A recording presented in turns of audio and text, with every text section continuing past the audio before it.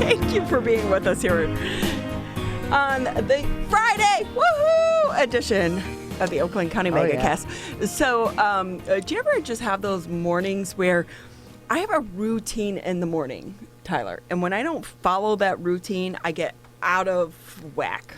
I'm the same way. I have my routines as well, and when a couple of things are slightly thrown off, it tends to take me a little bit. It tends to take me till about mid-morning to really catch my groove. I don't really drop a beat or anything. It just feels like I am while I'm in process because I'm so used to doing things one way or the other.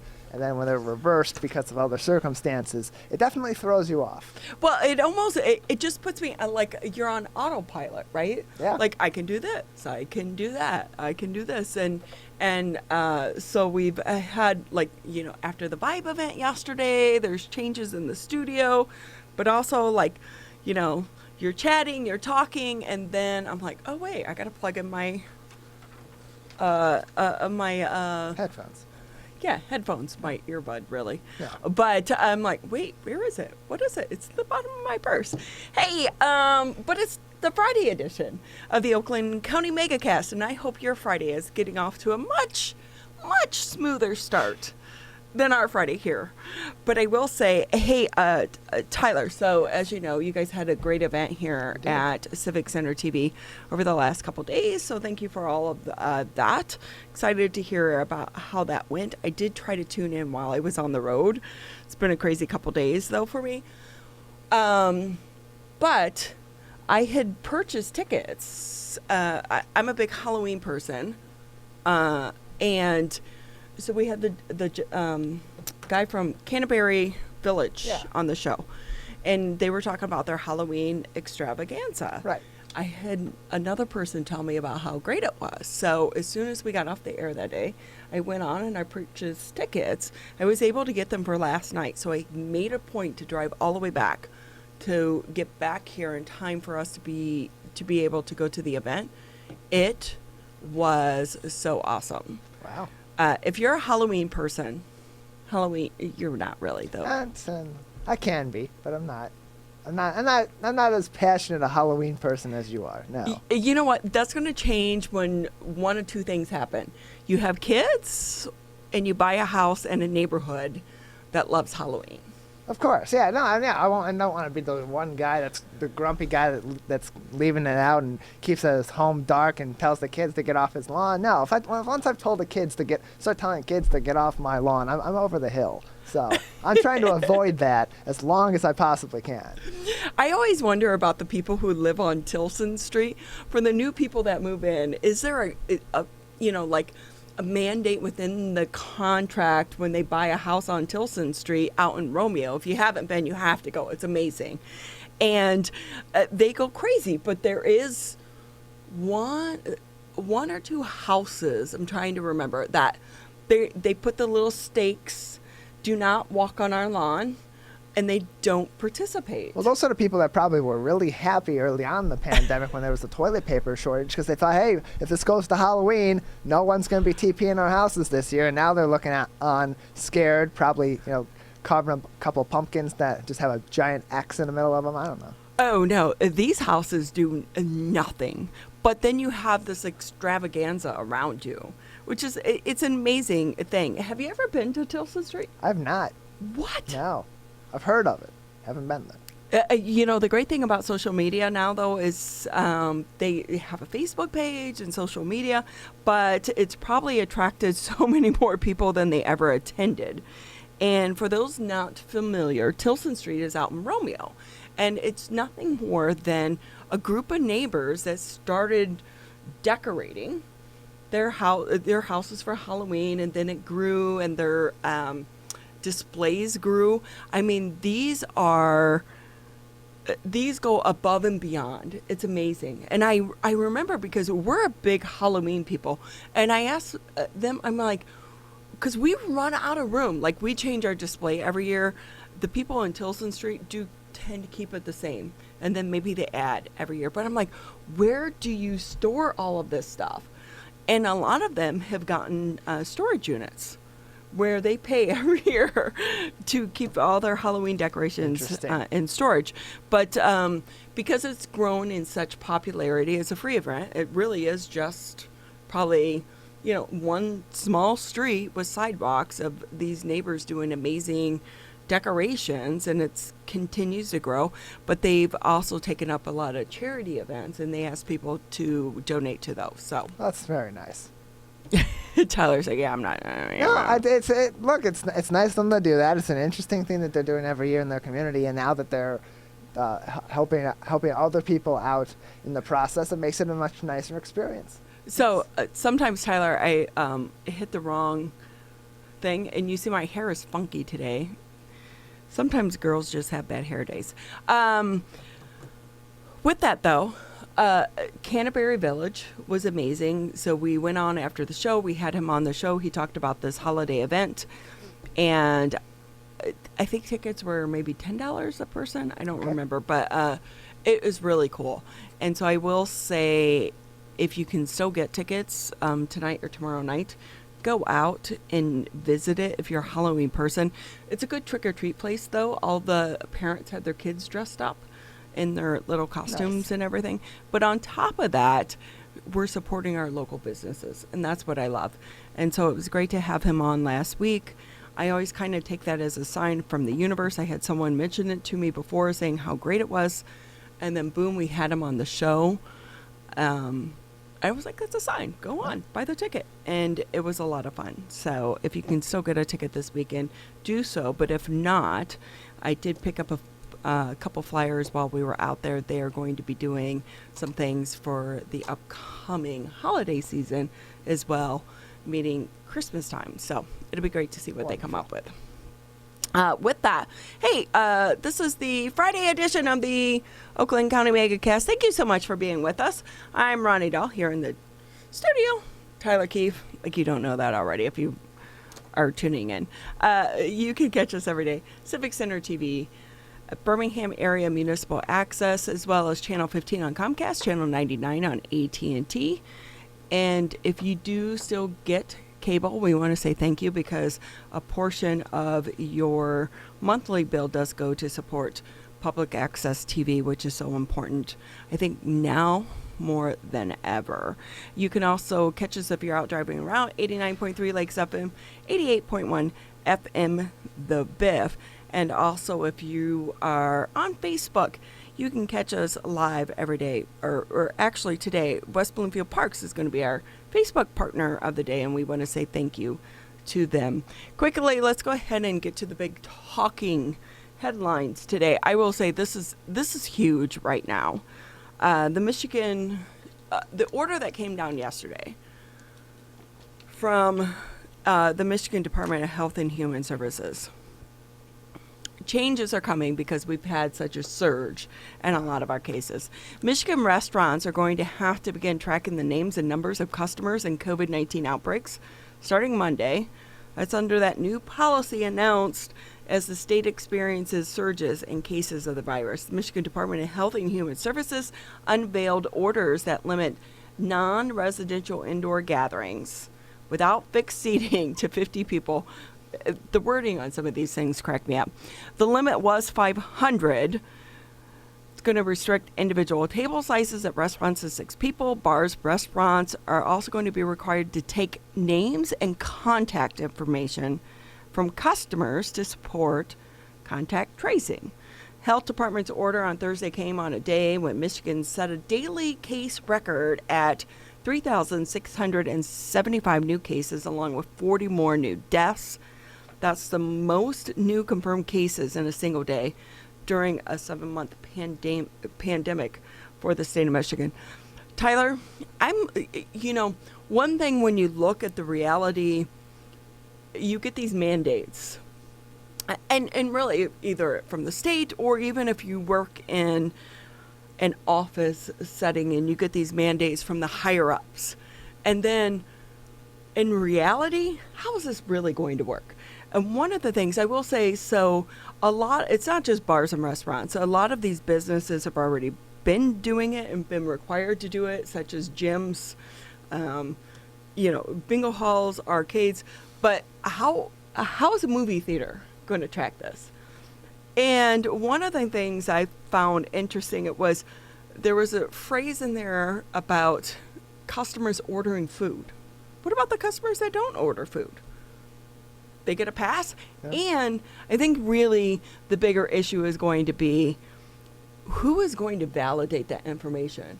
As an employee, is it my job to say, wait a minute, is this your real name? Is this your real phone number?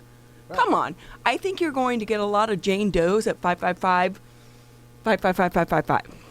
I would think so too, and a lot of people that will probably use some very creative and some extremely inappropriate names that we won't be able to read on the radio, which will be interesting when we do learn those stories, and we'll certainly get a good laugh out of that. But I would agree. I think that this is something that's going to be really tough for these individual businesses, and particularly restaurants, to be able to track effectively, because short of saying, well, you can't enter unless you have photo ID that we can verify. It has to be your state ID, it has to be a school ID or something. We have to know every single person's name. You have to be giving us a real phone number, and there's no way for them to effectively and efficiently do that. I understand where they're coming from. They want to know who came in at what time of the day, so if there is an outbreak, they can more easily contact trace. But I don't think that this is a plausible way to go about it.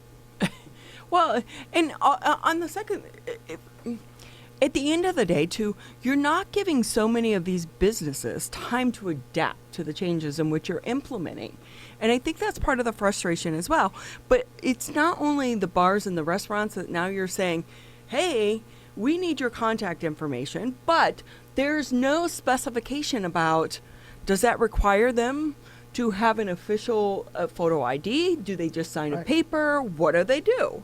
But also I think about the people that maybe had weddings planned right now, because now for the people in these venues, it went from 500 to 50. I know the Detroit Lions were going to start letting people in, limiting it to, I think, 500. Yeah, it was 500. It was mostly 500 just friends and family of the players. Right. But still, so now is it limited to 50? If I had a wedding and I've been planning for that wedding for 2 years, invitations are out. Now you're saying it's beyond 50. How do you call people up?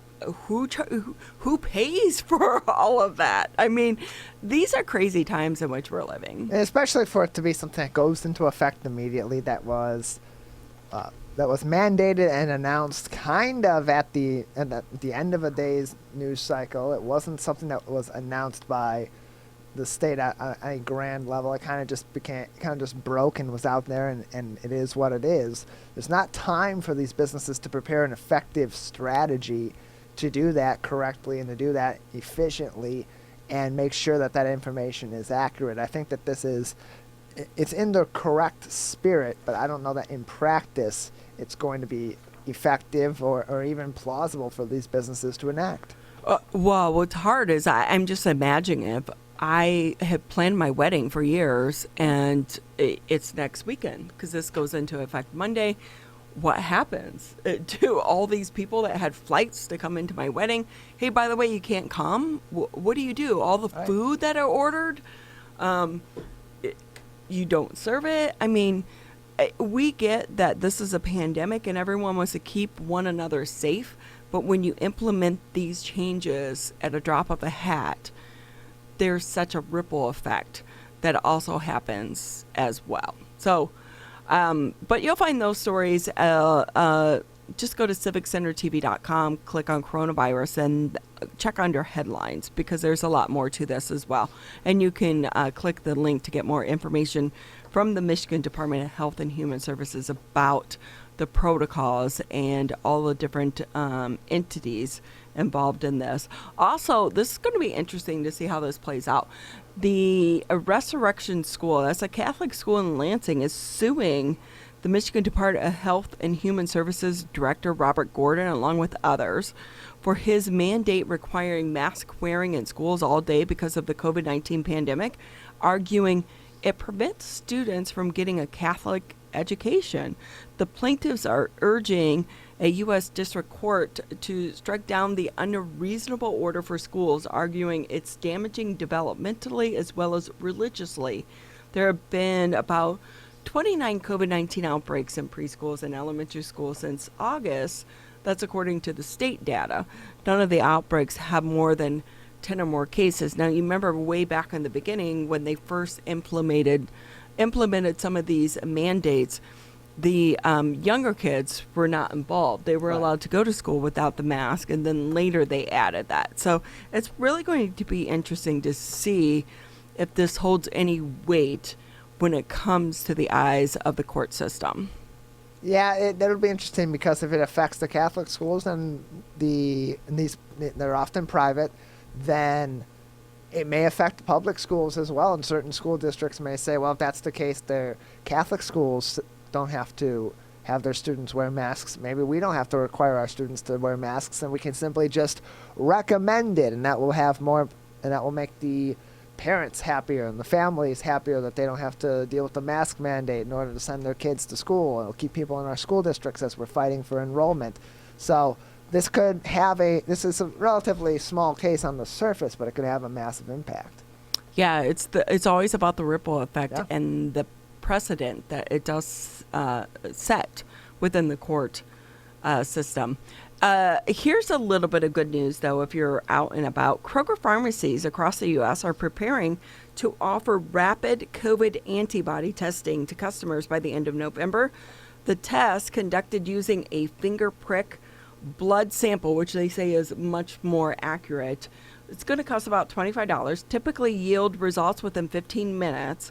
And individuals who are not currently experiencing COVID-19 symptoms but think they may have previously contracted the virus are eligible to undergo the testing at Kroger. Antibody testing helps determine if a person has previously been infected with COVID-19, even though they are currently healthy. Officials say the rapid antibody testing is already available at some Kroger stores here in the state of Michigan as well as in California. Company also offers in-clinic and at-home COVID-19 diagnostic tests. I think this is going to be really popular with a lot of people. Yeah, I think it will be too, as people want to know, okay, did I have it? Am I okay? Not knowing for sure whether or not you can be infected twice, or if once you have the antibodies, you're done. They just want to know, well, if I had it, I want to know that I had it, so I'm not necessarily as concerned anymore about whether or not I will get it. I can still take the precautions, but maybe be eased that I'm not going to get it, all of a sudden have horrible symptoms and be in bad shape. I can still take those precautions, of course, for the betterment of other people, as well as to prevent myself from contracting a bad case of the virus. But for peace of mind, have I had it? Is it in my body at this moment? That's something I think a lot of people are going to be interested in getting those tests done.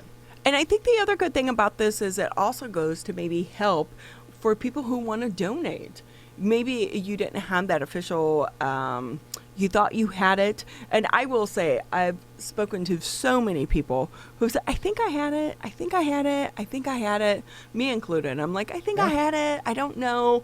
Because you got to remember, back in the beginning of this, you couldn't get a test. Right. And it was like, okay, if you have these symptoms, then you should presume that you had it and follow these guidelines. So this was a good thing to maybe move forward. But not only that, but to encourage people to actually donate their blood as well as their plasma to help out in this entire pandemic. So I think this is great for $25. Plus, it just puts your mind at ease. So you'll find those stories and so much more if you go over to civiccentertv.com. Just click at the top, you'll see the homepage, but then click on coronavirus, and then you'll see the headlines, but also all of the links directly to all of the resources, the CDC, state of Michigan. So when we're talking about all these numbers about the number of cases and these new executive order, or not executive orders, but the orders coming from the health department, you'll find all of those in much more detail right there if you just click on the state of Michigan. So a good place to go so that you don't have to Google each and every resource that you need. Tyler and I are going to take a quick break here on the Friday edition of the Oakland County Megacast. But when we come back, we actually have a lot to get to today here on the show, including we'll be speaking with Ryan Fox. He is the founder of Fox Gives Socks. So what exactly is that all about? We'll be speaking with him. We'll also be talking about people trying to still get fit during the pandemic. How are things going there? The Michigan Department of Corrections. We've seen a couple big outbreaks in some of our prison departments. How are they handling the COVID-19 outbreaks within the prison department? And also, I'd like to get the information more directly from the Department of Corrections regarding the prisoners being able to possibly qualify for the stimulus checks. And then we'll be speaking to the Friendship Circle and also a YouTube sensation. I will say, when I saw him on the list of guests for the show, I was like, where has he been all my life? Because I need him to be a part of my life. That's a tease for you. So women, you need this guy to be a part of your life, or actually anyone that's in media. So don't get jealous, my husband. That's all coming up on the Friday edition of the Oakland County Megacast. Tyler and I are going to take a quick break, and then we'll get the show rolling. Michigan, we still need to stay careful because we don't want to go backwards, back to where we started. So keep standing 6 feet apart. Keep wearing a mask in public. And if you have symptoms, talk to a healthcare provider about getting tested. To move forward, let's all do our part. So stay careful. Michigan.gov/coronavirus. Michigan, we're calling on you to save lives. Don't ignore it. Don't let it go to voicemail. It's urgent. In fact, it's critical. Because if you've been in close contact with someone who tests positive for COVID-19, you may have been exposed to the virus. And you could get a call from My COVID Help or your local health department. So please answer the call to learn how to protect yourself, your family, and friends. We're calling on you to stop the spread of COVID-19, to make it safe to reopen businesses and help Michigan move forward. So if you get a call from My COVID Help or your local health department, you may have been exposed to someone with COVID-19. To protect us all, answer the call. Learn more at michigan.gov/containcovid. A message from the Michigan Department of Health and Human Services.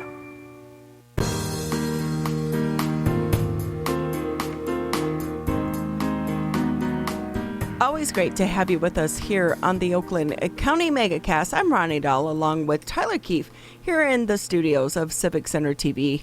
And we always like to remind you, you can catch us pretty much so many different places. Birmingham area municipal access, channel 15 on Comcast, channel 99 on AT&T. If you're out driving around in your car, tune us in to your radio dial. Don't even pay for XM when you can get so much great content right here locally. 89.3 Lakes FM, 88.1 FM The Biff. And we also want to say thank you so much to the West Bloomfield Parks Department for allowing us to live stream today's edition on their Facebook page. One of the great things I think coming out of this crisis, and we are 7 months in and still definitely in the middle of a crisis, is that people have not stopped giving and thinking about how they can help so many other people, even though so many of us need help right now as well. But sometimes in our struggles, we find ways to try to help other people. Ryan Fox is with us right now on the Oakland County Megacast. He is the founder of Fox Gives Socks. This is so great about what you're doing. You're a college student. How did you come up with this? Well, so first off, thank you so much for having me on the show. I greatly appreciate it. I'm a recent OU alumni, and during my time at OU, I had the privilege of volunteering at a number of clothing banks, including the Baldwin Center in Pontiac.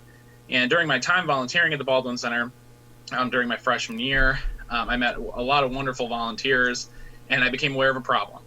And that problem was that right before winter came, oftentimes they would run out of socks. So that would leave a lot of folks with housing difficulties, low-income folks out of socks for the whole winter. And in a state like Michigan, having socks at night could be the difference between losing toes and not losing toes. So I saw a need there, and I want to do everything I could to fill that need.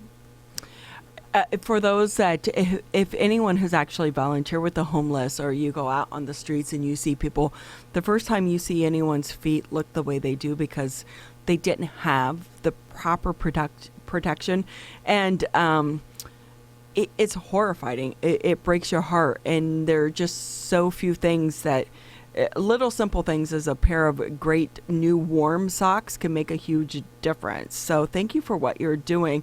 And with that, how did you get this campaign started, and where do you hope it goes?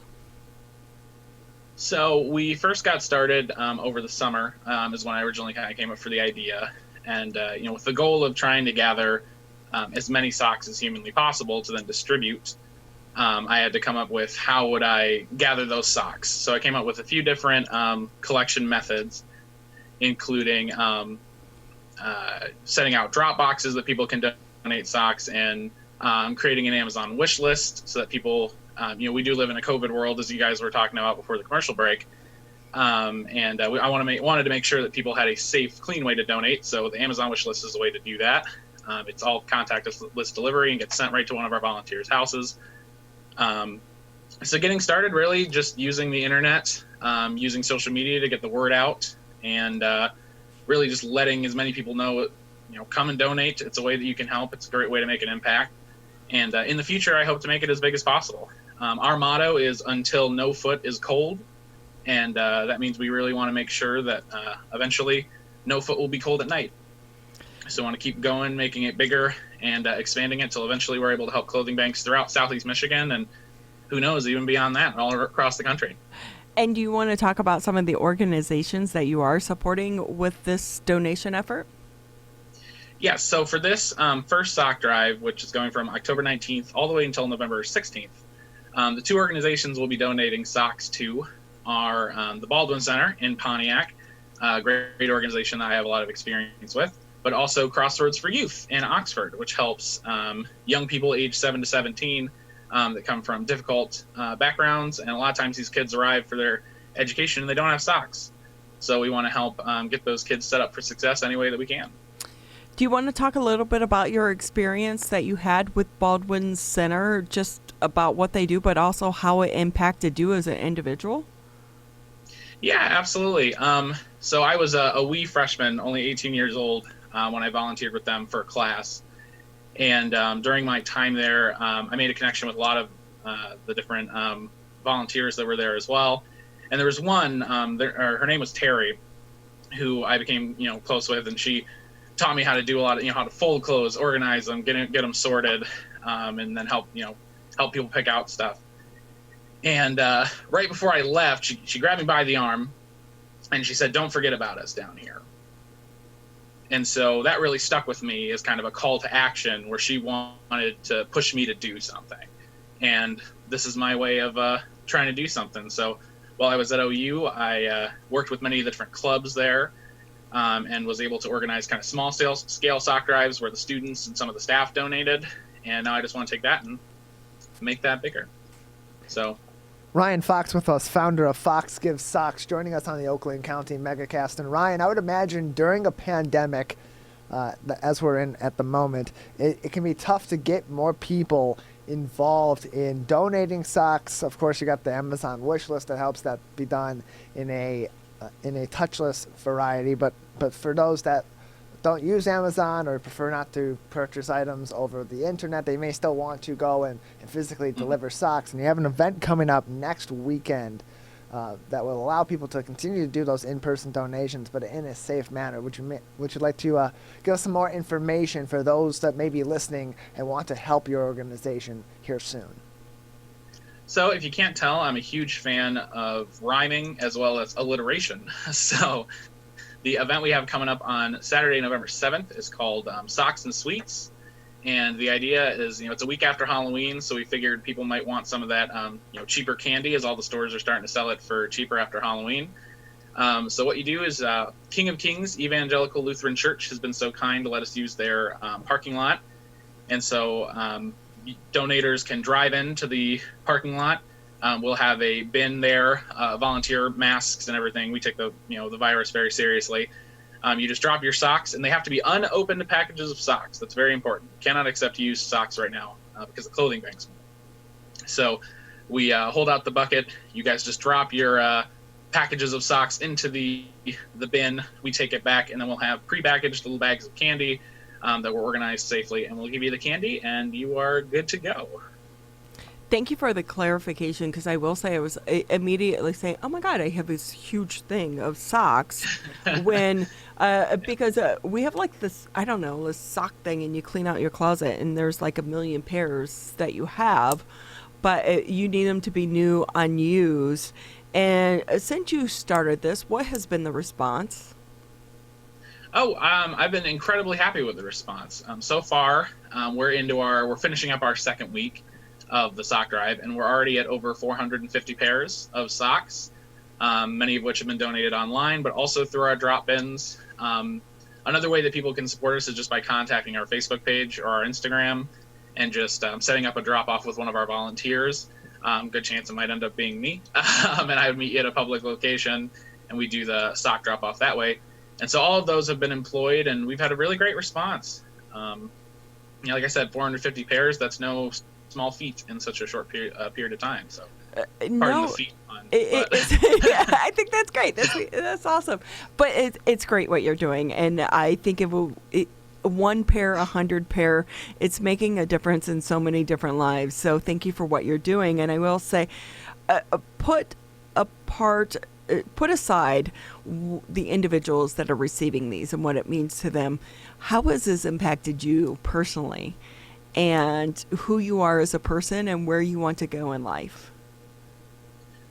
Well, I guess, for me as a person, it's been very humbling. I didn't expect such an outpouring of support, especially as you mentioned before, it is kind of a rough time, not just for our country, but for the whole world.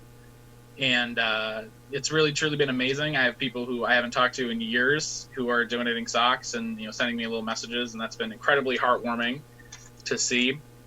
I guess on a personal level, I'm really excited, and I think that we could make, Fox Gives Socks something that is, truly has a big impact in the greater area, and I would be honored to be at the head of that effort. Really make a big impact for my community and my neighbors. On a personal level, how is this shaping who you are as an individual? I guess who I am as a person, I've learned an awful lot about how to run things, how to advertise on social media. I'm not a millennial that's very tech savvy. I kind of fall out of the norm for people my age. That is outside the norm, very much so. No, I was, I've struggled before with using things like Facebook and Instagram and whatnot, but I've learned an awful lot. My sister-in-law has been horribly helpful. She actually got a degree in communication from Oakland University. So she knows all about that stuff, so she's taught me an awful lot. I owe a lot to her. But yeah, in terms of skills, I've learned an awful lot. I've learned, from this drive, what I would like to do in future drives a little bit differently to make them bigger, better, and more efficient, get more socks gathered and get them to the right place and everything. So yeah, I guess just in terms of skills, I've learned a lot. And as a person, I think I've learned how to, I think I've learned how much of an impact a little action can do. Because this really did just start as some crazy idea I had over the summer. And really materialized into something very special. So I think I've learned how much of an impact a small act of kindness or a small little effort can be. Yeah, and on top of that, from an individual standpoint, even people that are struggling, who maybe don't have a lot of resources right now, one pair of socks, you can donate that and make a difference in someone else's life, but also make a difference in your life as well.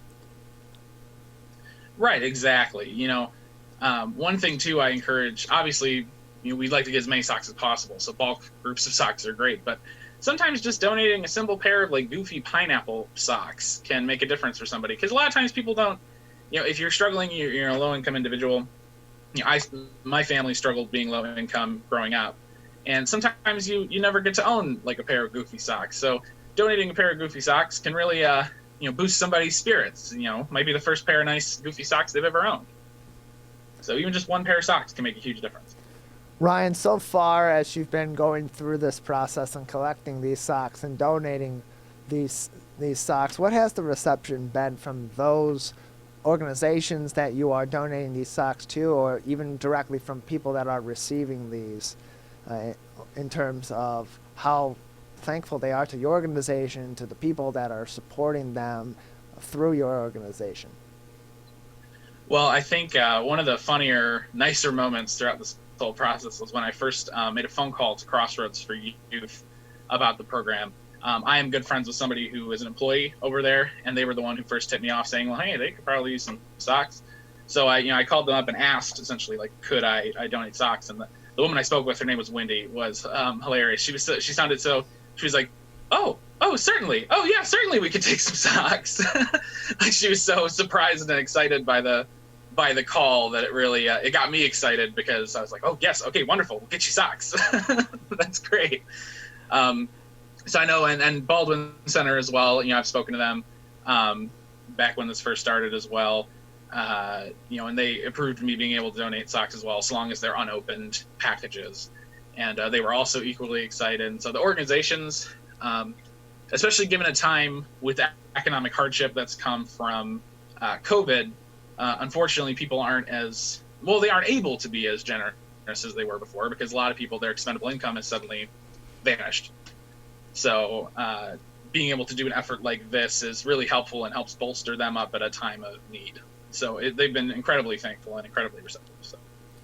Brian, quickly before we let you go, what advice would you give to other people, not only young people, but anyone out there who has felt in the heart that they wanted to help an organization or a cause in a way, but felt they didn't have the resources?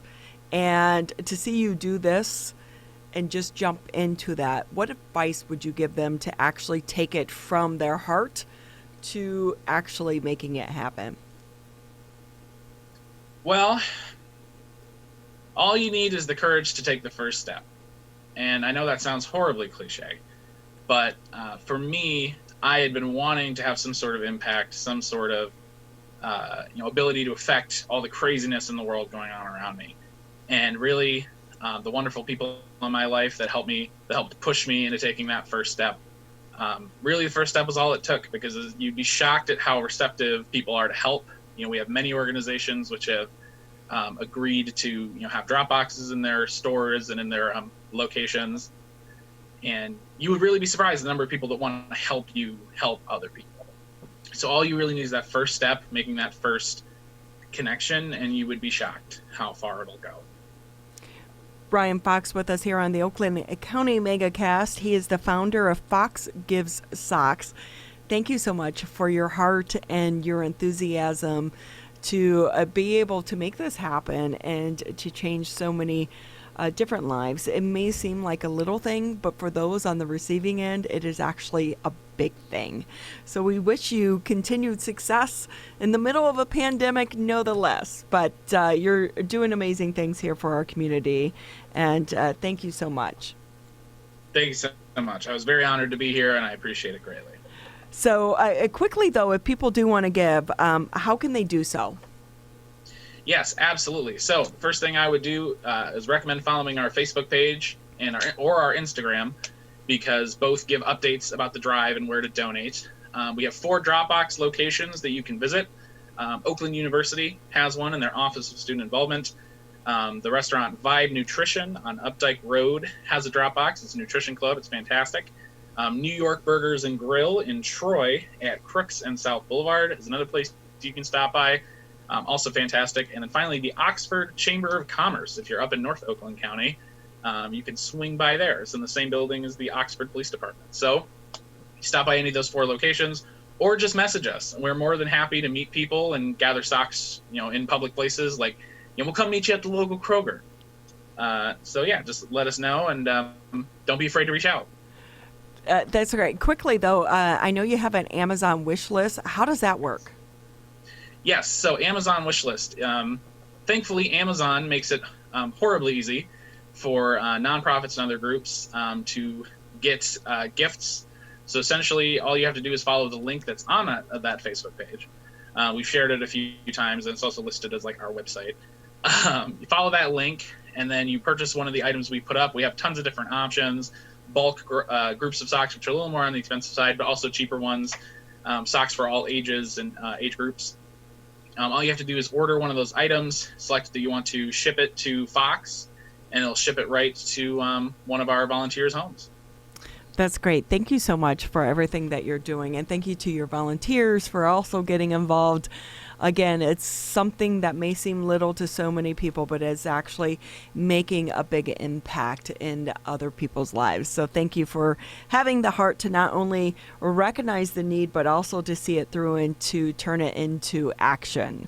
So Ryan Fox, founder of Fox Gives Socks. Get involved. Make a difference. Tyler and I are going to take a quick break here on the Oakland County Megacast, and when we come back, exercise. We are going to be getting in shape. This is the Oakland County Megacast. Hi, my name is Kurt Lawson, and I'm the Public Information Officer for West Bloomfield Township. We wanted to reach out to you, our older adults, to provide information that you may find useful during this difficult time. We want to ensure you that West Bloomfield Town Hall, our Waters and Utility Department, West Bloomfield Parks, and our police and fire departments continue to work hard on your behalf. Information and resources can be found on the Township website, the police Facebook and Twitter, or call West Bloomfield Park's COVID-19 Help Hotline. Please remember to keep your social distance of at least 6 feet, wear facial coverings when you leave your home, and wash your hands for at least 20 seconds with soap.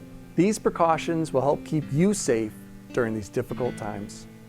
This may seem uncomfortable, but so is being hooked to an IV, sleeping in a hospital bed, and fighting for your life. When it comes to COVID-19, comfort is not as important as saving lives. Wearing a mask can greatly reduce the chance of spreading the virus. So mask up, Michigan, every time you leave home.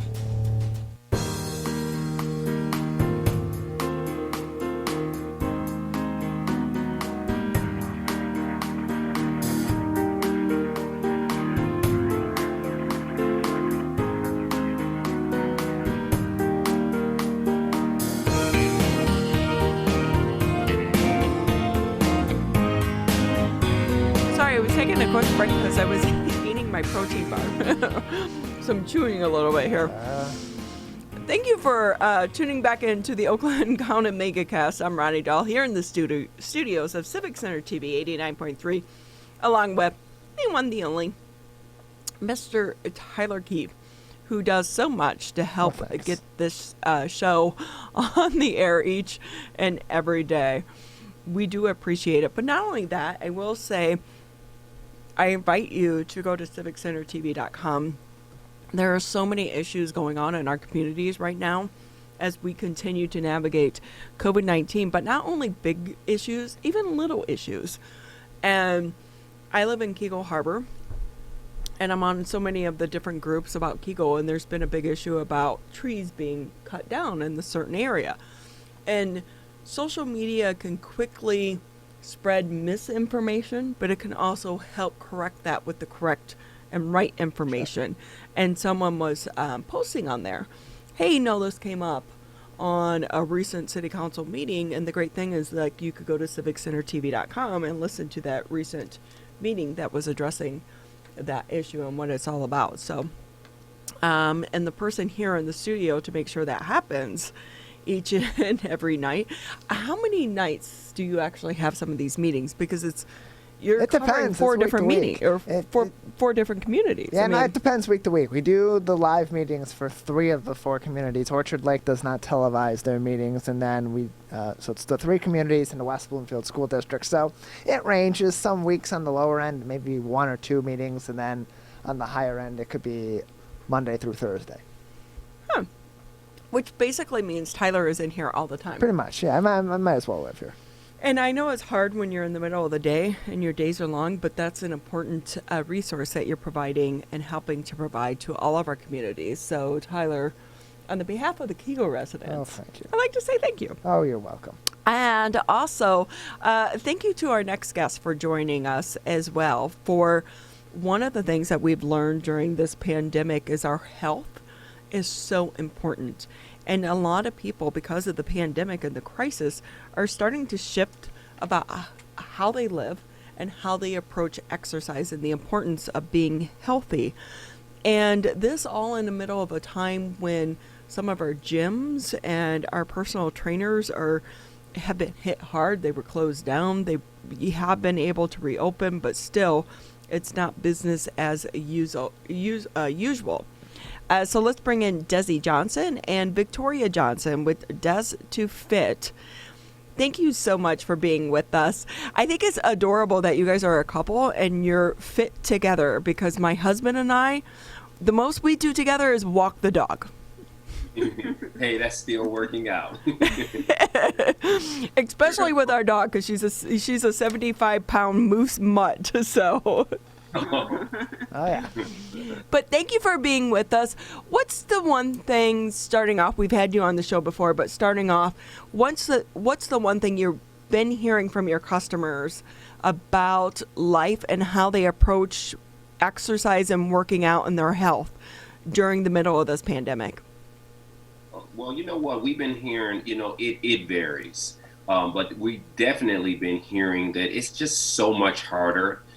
Even with some of the gyms reopening back up, there's a lot of folks just basically scared with the uncertainty of the pandemic that we have going on. So a lot of folks are, concerned with, obviously the public health issues. They're concerned with dealing with a little bit depression, a little bit of anxiety, a lack of motivation. There's just so many different things that's going on, obviously mentally and emotionally, which takes away from that motivation to whether you're working out in the home or you're working out in the gym, or whether you're even prioritizing the time. A lot of folks just really, they don't have it at their priority right now. It's just to be honest. So it's definitely has been a change in regards to that expectation or folks prioritizing that health and fitness right now. Well, and I think we were talking about even earlier, it's so much about your routine. And there are people that it was a routine in their mind. They got up every day, they went to the gym, they came home, they got ready for work, and then you changed that routine. And even when the doors of these gyms reopened, it's not the same experience that they had once before. So not all people are thriving in this new world that we're living in. No, unfortunately, a lot of folks aren't thriving. But, we've so committed to this. We're very, very passionate about what we do. I know we've obviously been on this, in the past. So you guys obviously know that we have other jobs as well. I'm an area manager for a financial institution, and she's a respiratory therapist. So we're seeing and feeling this on all different ends of this. But with us being so motivated, our goal is to help our clients, get that mindset, help them prioritize, help them refocus, give them other ways, give them other options to where they can go back to making this fitness and health and wellness a number one priority. Because again, even though it's not for a lot of folks, we really need it right now. We need a strong immune system. We need a strong mindset. We need to be sharp, and we need everything that fitness and health kind of, gives us, because it helps us maximize how we're performing just in our life overall. Yeah, and with that, we look at the immune system and how important it is, but also the fact that this virus is really hitting people with not the strongest immune system or underlying health issues. Maybe they are, 100 pounds, 50 pounds, 70 pounds overweight. How much can exercising and eating a healthy diet change your day-to-day life, not just in the middle of a pandemic, to help kind of combat the virus if you do get it, but also just so many other diseases as well. I mean, just the whole factor of just losing weight in general is just overall just good for your health. It reduces your chance for high blood pressure, diabetes, many of these pre-existing conditions that a lot of these people are falling victim to with the coronavirus. And just eating healthier, you're feeding your body what you need to give you energy, keep you active, keep you happy, and just keep you healthy and feeding that immune system so you make sure that you do stay as healthy as possible. Absolutely. And that's what we pride ourselves in, with us being, a corporate wellness firm, many companies in the Metro Detroit area, actually national now, based upon our new business model, that we basically go in and speak on how to go about these different things with different seminars. So we talk about stress management, we talk about managing nutrition, we talk about work-life balance, we talk about decoding food labels, how to live that healthy lifestyle, because again, it's one thing to go about lifting weights and doing that, but it's a whole nother thing to understand the importance of why you're doing it. And many things that we're dealing with right now, especially when it comes to chronic disease, they are preventable. And they're basically preventable based upon the lifestyle that you choose to live. And again, it's making sure you are taking care of yourself, mind, body, and soul. Desi, I love that you talked a little bit about food there, because I also wonder, while it can be beneficial for people, so many people are working from home now, to, maybe have healthy food in the refrigerator. But I also wonder about the people that it's the access to that refrigerator or that pantry where you're filled with, maybe the cookies or the crackers, things that aren't healthy. Whereas if you go into an office setting, it's a different mindset. You don't have immediate access to food. Are you seeing with some of your corporate partners that they have become concerned about the eating habits of some of their workers, because they are working from home right now? Absolutely, they're communicating this. They are a bit concerned. Obviously, you being at home, you can kind of eat what you want, and let's be honest. Most time when there's stresses or anxiety or depression, some folks don't like working at home. And you tend to kind of eat certain things to kind of make yourself, feel better, or eat certain things and unfortunately, it's something with the cookies and those different things like that. We believe in you can eat what you like as long as you do it within modification. You can have that drink as long as you do it within modification. The problem is when you overdo it. So our companies are, really reaching out to us and making sure that we are helping them with this lifestyle and with this culture. And again, going back to it, it's about education.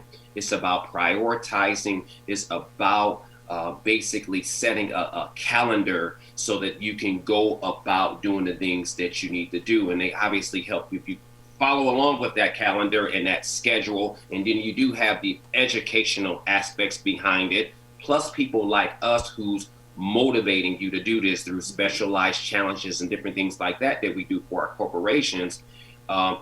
It tends to help them, but the companies that really get it understand that they need teams such as us helping them direct their team, because again, is unfortunately you could potentially start to see poor production and higher healthcare costs and more teammates at your organization gaining some of those chronic diseases, and this is what the companies don't want and don't need.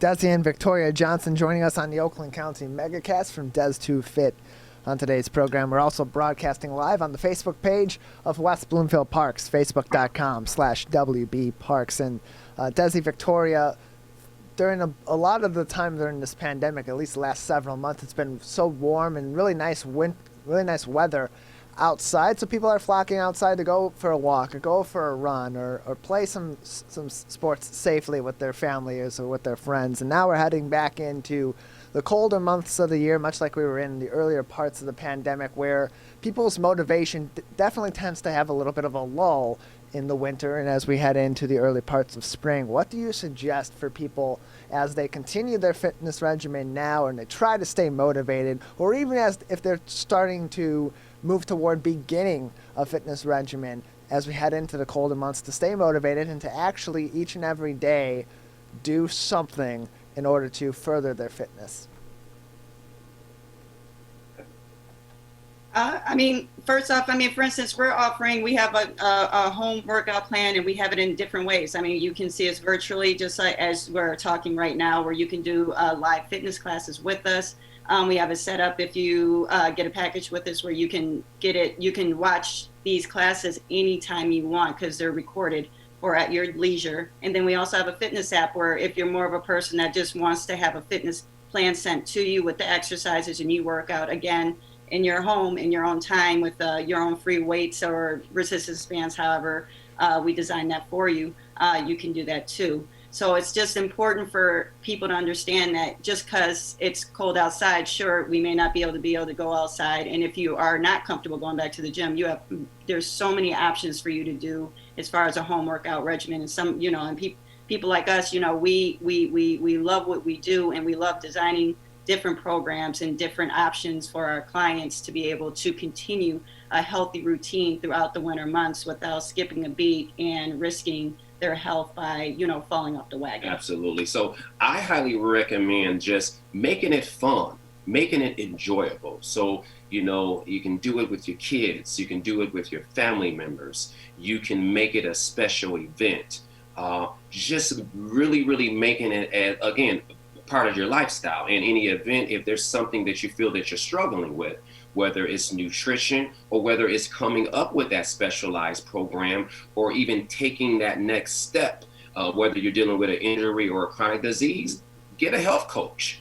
Reach out to us, reach out to anyone. But again, it is very important because we know this is normally the time. Once we get around November, December, a lot of folks usually, kind of fall off a bit with all the traveling, with the holidays and everything. We got the fourth quarters of, your careers and things like that. So you're trying to do that last little push for the new year. So again, just make sure you just keep it fun and make sure you reach out for additional information. And, we are willing and can help you make it become a lifestyle again. Desi and Victoria Johnson with us here on the Oakland County Megacast with Des to Fit. So many great tips and great information that you've already shared with us. And as we continue to ride into this pandemic, anything positive do you think is actually going to come out of this for regular people? What comes to mind to me is the virtual events that have become so popular because people were unable or uncomfortable to go back to the gym. Do you think that's something that's going to stick around? You know what? I do. I do. We originally started off just more of a Metro Detroit regional corporate wellness firm. And due to the pandemic, we had to pivot and restructure. But with us pivoting and restructuring, there were a lot of benefits that came behind it. Mm-hmm. Obviously, we became a virtual organization, as you mentioned. We became an online organization, as you mentioned. We became a bit more sophisticated with our technology and how we do things.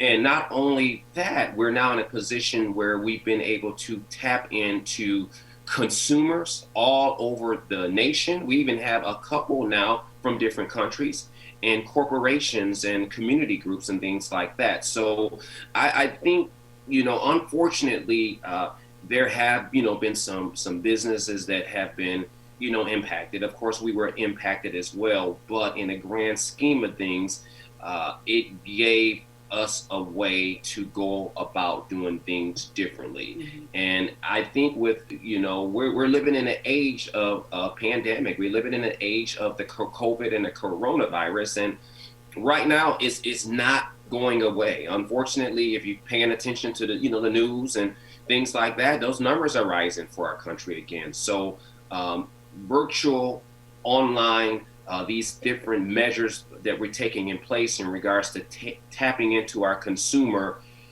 using these type of systems, they're going to be here to stay for a little while. They're definitely going to be here to stay. Well, let's hope that, unfortunately, as you said, the pandemic is not going away anytime soon.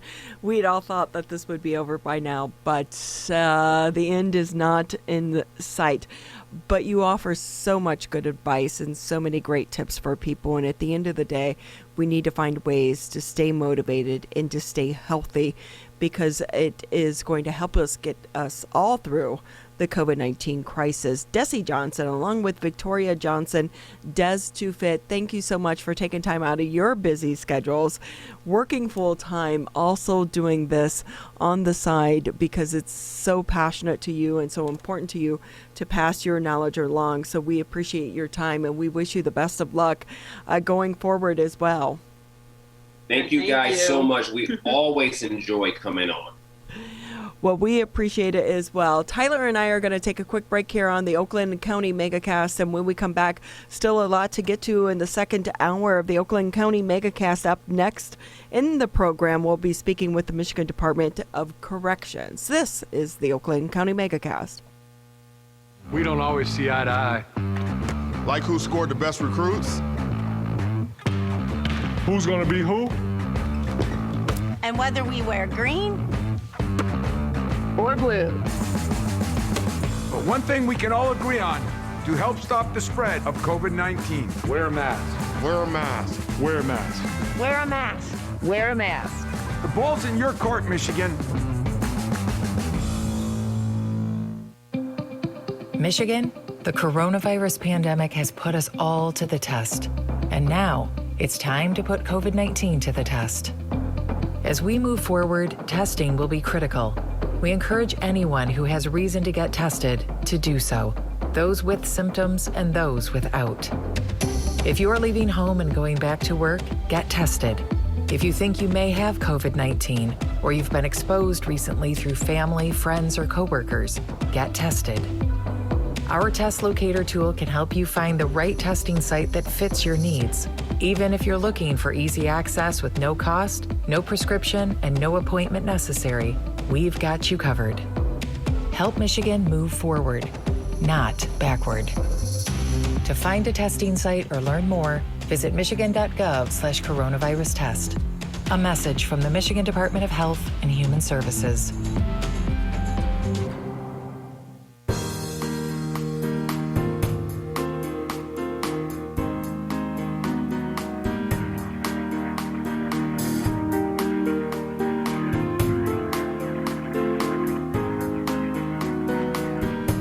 Thank you for tuning back into this Oakland County Megacast. I'm sorry, I may be wearing green today, but I didn't think ahead to this. You're just wearing a better color. You're just wearing the better color. No. Oh, yes. Of course, this weekend is the big Michigan State game. And Tyler is a diehard Michigan State. He's alumni. Yes.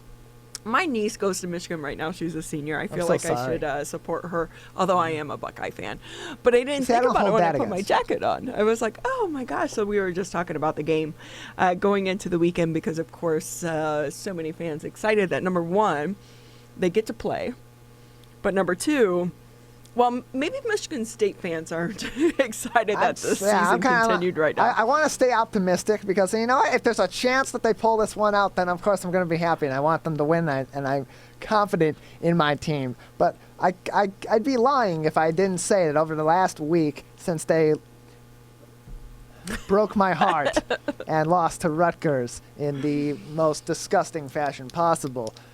I would be lying if I didn't say I hadn't several times contemplated whether or not Michigan will drop 100 on us this week. That is the moment that you were like, man, I wish we weren't playing this year. Because that goes down on the record books there, Tyler. We lost to Rutgers. And I was saying to you before the break, Ronnie, I'm a personal believer in the NCAA should institute a new rule that if your program loses to Rutgers, it's just gone. They just shut you down. If you come close to losing, your head coach suspended for 5 years. Your players lose their eligibility. Restart. Shut it down. It's Rutgers. Okay, so our rant is over.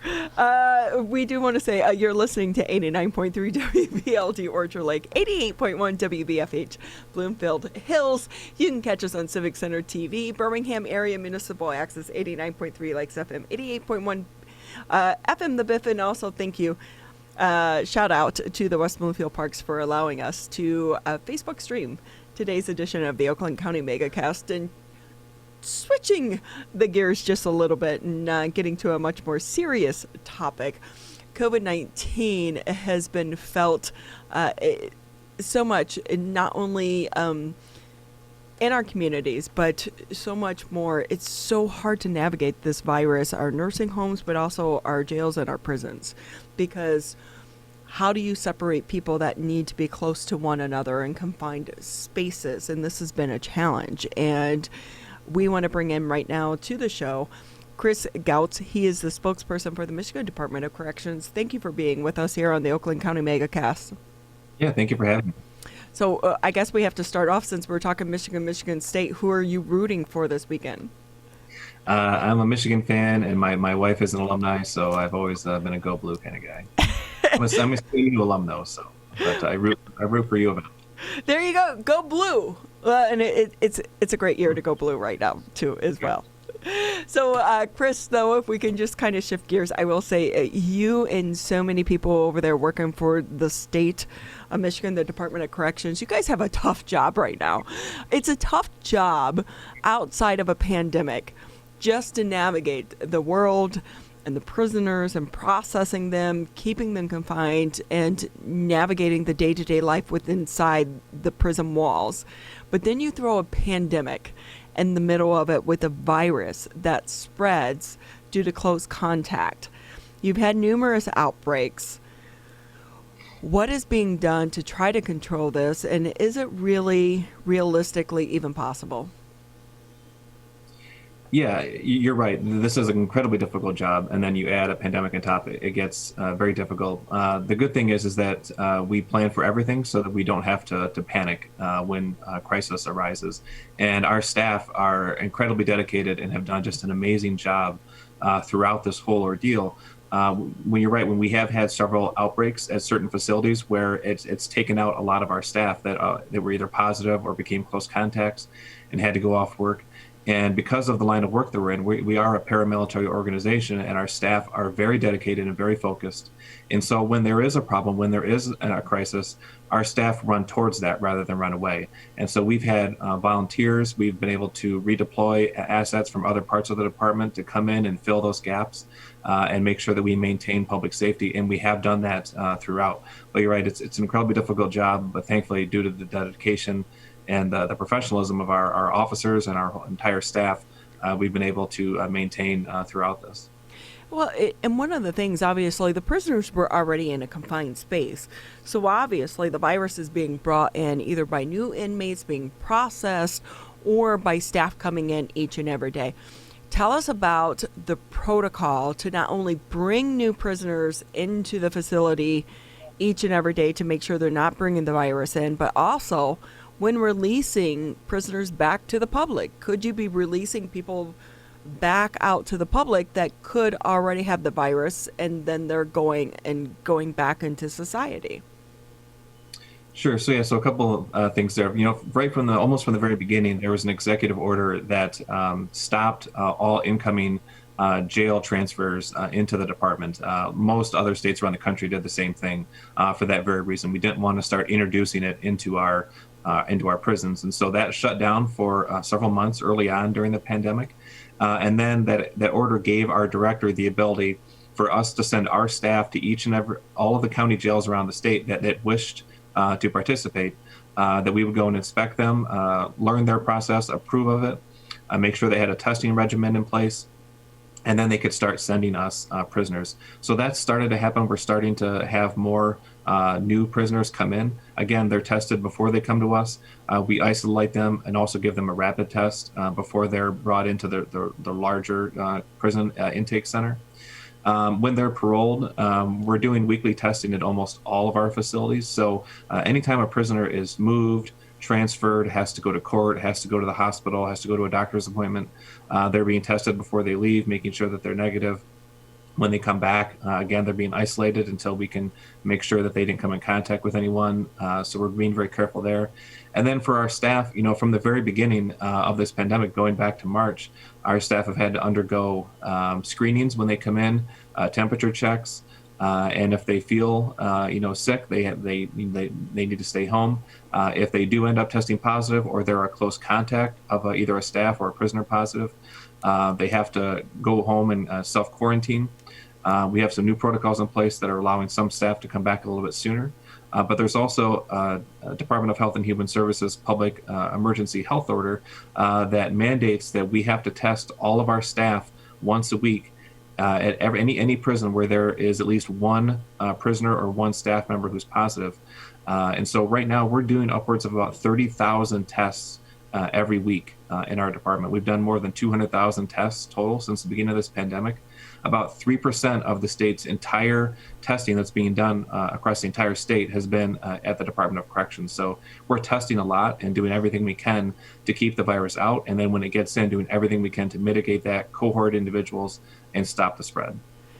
Wow, that's a pretty amazing feat during all of this. And I know testing has been such a key to this entire process. And in the beginning, we know so much more now than we knew in the beginning.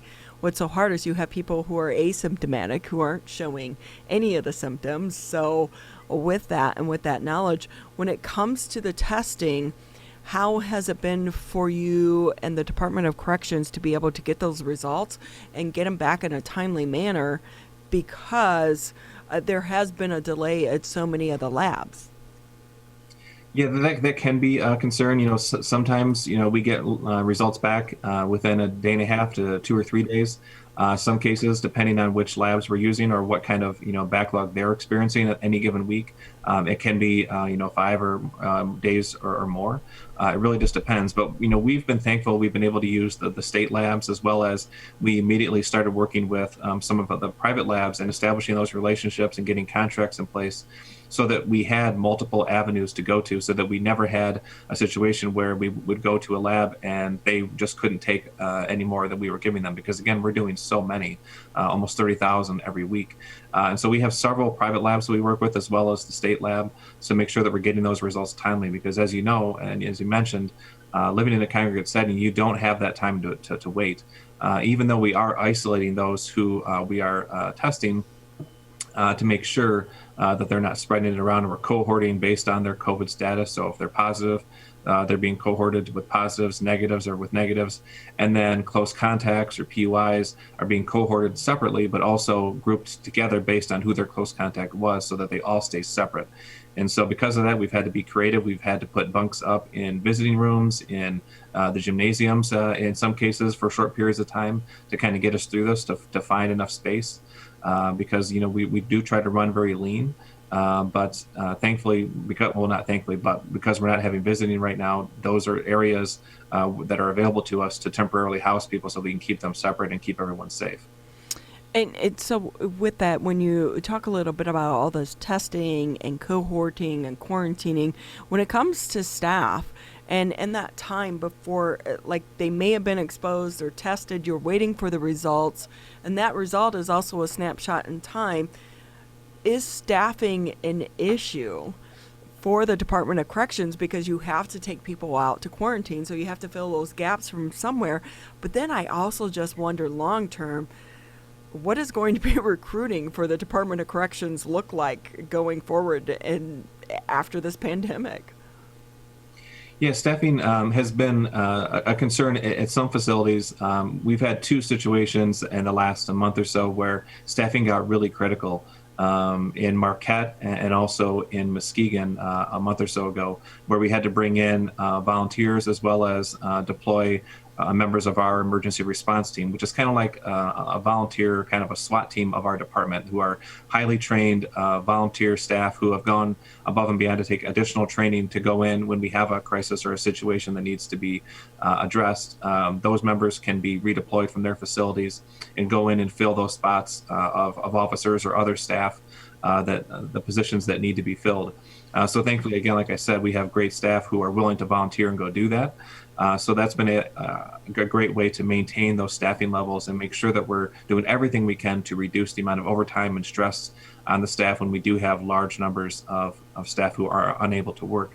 But recruiting has also been going very well. Throughout this pandemic, we've been able to continue our recruitment process. And again, thanks to the caliber of the kind of people that we're looking for, we've had pretty good success in terms of getting people to apply. We do quarterly academies, so once every 3 months, we're hiring anywhere from 150 to 200 individuals. This past March, we were set to start our next academy, and that was right when the pandemic was hitting. That's right when all the schools were closing, and so we had to close and not run that academy. But since then, we've been up and running. We've brought in several hundred new employees.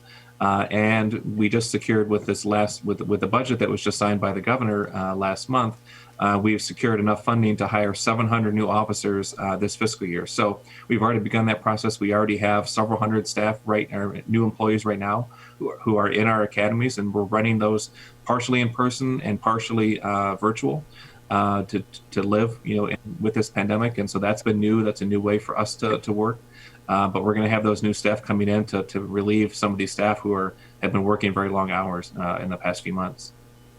Chris Gautz with us. He is the spokesman for the Michigan Department of Corrections. And Chris, earlier this week we ran a story here on this show during our headline segment about the potential for Michigan's prisoners to receive stimulus checks, as many of us on the outside have already over the last several months. What are the qualifications for that? What are the justifications for those that are in Michigan's jails and prisons to receive those checks? Sure. So as some of your listeners and viewers might know, this is not a lawsuit that the state of Michigan was a party to. We don't have any role in it or any part in it. This is not something that the department was advocating for, but it is something that the IRS contacted us a few weeks ago and said, due to a lawsuit that was filed in California and a recent ruling, we need to start making preparations. So they asked all 50 states to make sure that prisoners were aware of this potential ruling, that they would be allowed to receive these stimulus checks. And so we did that. We followed the IRS guidance, which means that all prisoners have to do is ask us for a blank 1040 form. They fill that out and they would mail it in, and then they would be at least eligible to receive that money once this works its way through the court process. And if the ultimate ruling is that prisoners are allowed to receive the funding, then those who've applied would do so. Again, we're not advocating for it or against it. We've been told by the IRS that we need to make the forms available, and so we've done that. And so obviously we understand the feelings that people have on both sides. The prisoner families and advocates certainly wish for them to have this money. I know there's others who don't think that they should deserve it. Our role is simply to process or provide them the forms, and then they have to handle it from there. And like you said, Russ, this isn't mandated by the Michigan Department of Corrections. However, I wonder just about the reality of the situation, and if you have prisoners with this additional access to money within sight of prison, could that pose a different set of concerns about the realities of what goes on behind prison walls regarding some of the contraband and issues of them being able to buy things back and forth or have illegal cell phones, things such as that? Certainly that's a concern. And so when prisoners do have more money, they do have more of the ability to barter or to trade things or to have to try to purchase illicit things. We've done a good job of stopping a lot of that contraband. We have some new policies in place that are going to stop a lot of that contraband introduction, as well as not having personal visits. That's also reduced the amount of contraband that's come in, as well as our new mail policy that just went into effect a few weeks ago. So that hopefully has come down quite a bit. But you're right, that can be certainly a concern. On the flip side of that, though, there are a lot of our prisoners do come from lower income families. And so to the extent that they still have maintained those strong family connections, this is something that if they chose to, they could send that money back out to their family and help them get through this time, because they might not be able to spend all that money or use it all. And so they might feel that it's best if their family were to use it. And so in some cases that could do some good. But again, you're right. On our end, we have to be worried about what this means to the safety and security of our facilities if we have a lot of prisoners all of a sudden with a whole lot of money that they weren't expecting to have. Yeah, and I wonder too if the IRS or the government is going to take some of that money and automatically take it and possibly apply it to some of their victims' funds as well, which we've seen in cases with dads, deadbeat dads, people of that nature, or mothers when they owe back child support. That money is automatically diverted. You mentioned quickly about the change in the mail policy. Do you want to touch on that a little bit more? Sure. So this is a policy that we put into place, again, about 2 weeks ago now, and it's up and running. So what's going to happen from now on is that when someone mails a letter to a prisoner, mails maybe a greeting card or a birthday card, something like that, we're going to make a photocopy of everything that's mailed to them, as well as the envelope, and then provide them those photocopied papers for them to read rather than the actual materials themselves. And one of the biggest reasons why we had to go that route, unfortunately, is because since we've stopped in-person visiting back on March 13th, we've seen a steady rise in the amount of drugs and contraband that's come in through the mail, because that's their only avenue to get illicit materials into our prisoners. And so one of the biggest things that we've seen a spike in is in K2, or spice, as some people might know it better as.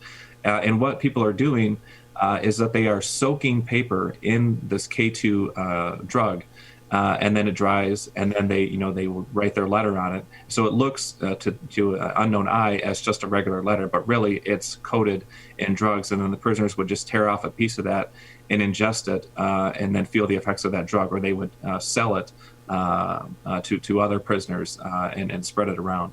And so, unfortunately, because of that, and for some of the real serious side effects that it can have on the prisoners, as well as putting our staff and other prisoners in danger, if you have all of a sudden prisoners who are, having a real serious reaction or a violent reaction because of the drugs that they've taken, we've had to take this step. And so it's gone very well. We've bought new copiers. We're obviously printing a lot of paper. But again, because of the criminal element that's out there that are trying to make money by sending these drugs into prisons where they can sell it for a lot. This is unfortunately a step that we've had to take. And another number of other states have also done this as well. We're just coming up to this and implementing it now. It's fascinating to me that they come up with these different ways. And K2, that was such a big topic a few years ago. I haven't heard anything about K2 or spice in a few years. So always great to have the other side and the other perspective. And with that, what's two things? What's going to happen with the original documents? Are they being destroyed and they're only getting the photocopies? And is there a time frame to try to introduce visitors back into the prisons? Sure. So for a period of about 7 days, they will keep the original materials, and then they'll be shredded and disposed of. If in the last few weeks, because of the policy change, and maybe people not realizing that it was happening, people were still sending in mail that had drugs or contraband in it, we are keeping those, and then those are forwarded to the state police for potential criminal prosecution. Just like we did before, and the prisoners would not get copies of those letters that had contraband in them. But if they're just a regular piece of mail, once it's copied and we ensure that the prisoner has received that copy and doesn't have any issues with the copy, make sure that they can read everything, then it is shredded, destroyed, recycled. And then you asked about in-person visiting. Again, we haven't had in-person visiting since March 13th. One of the things that we've done before we can get back to in-person visiting, because right now it's just not safe, as you know, there's just been a large uptick across the state in every corner of the state right now. And so it's just not safe for us to return to that at this point. We do have a committee that's looking at how we could do it safely when we get to that point, what it will look like. It's going to look a little bit different than it has in years past and what people have normally been used to when it comes to visiting prisoners. But in lieu of that right now, what we've begun to offer is video visitation. And so people can get on, basically what we're doing right now, get on what's the equivalent of a Zoom call, and they can have conversations with their loved ones in prison. We have a pilot running right now. I think we're up and running at 4 facilities as of today. We're going to have 2 or 3 more that are going to come online in the next few weeks. And then once we kind of work out all the kinks, we kind of learn the lessons of it. We want to get this rolling statewide, hopefully very shortly. And I want people to understand that this is not going to replace forever in-person visits. We will return to in-person visits. Just right now, it's not safe, but we are going to have video visitation at all of our facilities. And even when we get back to in-person visiting, we're going to keep the video visitation piece as an option, because we know that there are still some people, if you live in Detroit and your loved one is in prison in Marquette or in Baraga, or even, somewhere on the west side of the state, that can be a very difficult expense. Maybe you don't have transportation. Maybe because it's so far away, you'd have to stay overnight to get a hotel. You can at least, have that video visit, maybe on the holidays, things like that you really want to be able to see your loved one rather than just a phone call. So that's always going to be available, as well as hopefully eventually a return back to in-person visiting, because we do understand the importance of those connections, maintaining those family connections. It's so crucial to ensuring that people are success when they get out. And right now, Michigan's recidivism rate is at an all-time low, the lowest it's been in state history, at 26.7%. And a big part of that is the work that we do around education and making sure that people have those strong connections with family and secure housing when they get out. And so being able to maintain those relationships, especially during a pandemic when everyone's worries and senses are so high right now, this is one way to do that, and hopefully soon we can get back to in-person visits. And Chris, we're running a little bit behind, but a couple of last questions here for you. Number one, I think the virtual calls are great and something that could continue, and something probably it needs to continue, and you wonder, why didn't we do all of this before? Are those calls recorded just like some of the other phone calls typically are? And also, do you want to touch on early release? I know that was a big issue in the beginning when the pandemic was happening for the prisoners that did qualify, or maybe non-violent prisoners. They were being allowed to be released from prison early. Is that still happening as well? Sure. So the calls, they would have, they can be recorded just like our phone calls. We have to ensure that we're monitoring for content, making sure that they're not passing messages that we need to be aware of. Same reason why we record all the phone calls, to make sure that we're keeping an eye on those kind of things for security reasons. But yeah, in terms of there's no such thing as an early release in Michigan. I know it's kind of shorthand, but we get a little touchy about that phrase because in Michigan there is truth in sentencing, which means you have to serve 100% of your minimum sentence before you can be eligible for release. And so everyone that's been released during the pandemic has served their minimum sentence, so they were eligible for release. They weren't given an early out. And even those, we didn't release anyone because of COVID-19. We did look at all those who were pro-eligible early on. We started with the most elderly, those with chronic health conditions, and looked again and took a fresh look at their case file, and then did an interview with them. And if the board members felt confident that they would not be a risk to society, they would be released. So far, the last time I checked the numbers was a few weeks ago. We'd released, I think, somewhere between 4,000 and 5,000 prisoners since March. But by the time we get to the end of this year, we're probably going to end up averaging roughly about the same number of releases that we do in a normal year. We just accelerated it earlier on. But again, these were all people who were eligible already to be released. But because of our processes and the timelines that we typically have in place, they were those who would have probably been in prison a little bit longer just to get through maybe for a variety of reasons. But with our timeframes, we looked at them. We felt confident that they would be a risk. And the last time I looked, out of those roughly 4,000 to 5,000 that have been released, less than 10 have come back to prison. So the recidivism rate on those individuals has been incredibly low, which means what the board was doing was working, and they were only letting those out who were safe to do so. Chris, we appreciate your time and all the work that you and so many of the staff members there at the Michigan Department of Corrections is doing right now. Not an easy job, especially for the staff members. I know many of them are concerned, and we appreciate your time and also clarifying so many of the issues that we brought to light, including just the term early release. So Thank you so much. Anytime you have any new updates that you want to get out to the public, please keep us in mind. We'd love to have you back on this show. Chris Gautz with us here on, he's the spokesperson for the Michigan Department of Corrections. Tyler and I are going to take a quick break here on the Oakland County Megacast, running just a little bit behind schedule. That's my fault, Tyler, because I like to talk too much. When we come out, we'll end the show speaking with the co-founder of the Friendship Circle here in the Greater West Bloomfield area, as well as a YouTube star in his own making. This has been the Oakland County Megacast.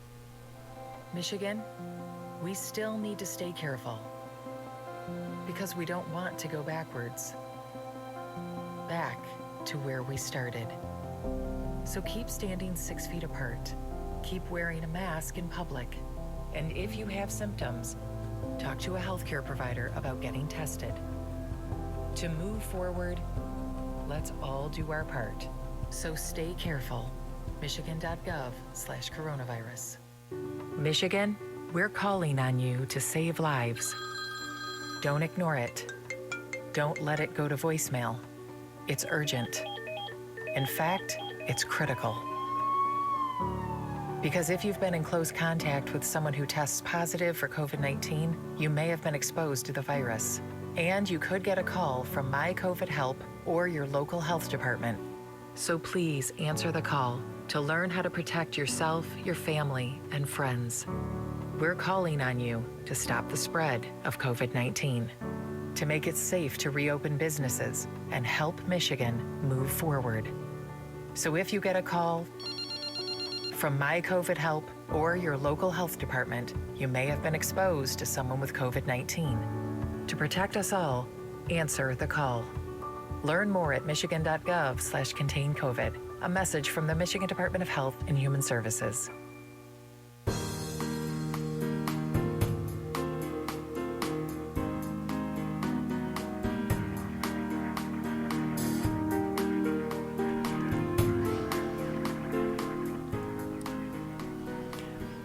Thank you for tuning in to the Friday edition of the Oakland County Megacast here on Civic Center TV, Birmingham Area Municipal Access, Channel 15 on Comcast, Channel 99 on AT&T.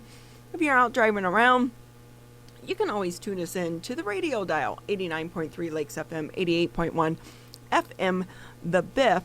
And also we want to say thank you to the West Bloomfield Parks for live streaming today's edition of the Oakland County Megacast on their Facebook page of the day. So many people here, nonprofits have really stepped up and filled the gap in the middle of this crisis, but they are also facing incredible challenges. With us right now on the Oakland County Megacast is Bassie Shemtov. She is the co-founder of the Friendship Circle, here with us on the Megacast. Thank you for being with us. We appreciate your time. Thank you.